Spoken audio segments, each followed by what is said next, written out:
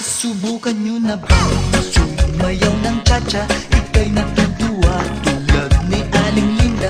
Habang naglalaba, sumasayaw ang lola. Nakangiti pa siya habang nagcha-cha-cha. Dahil ang cha-cha pampatanggal ng problema.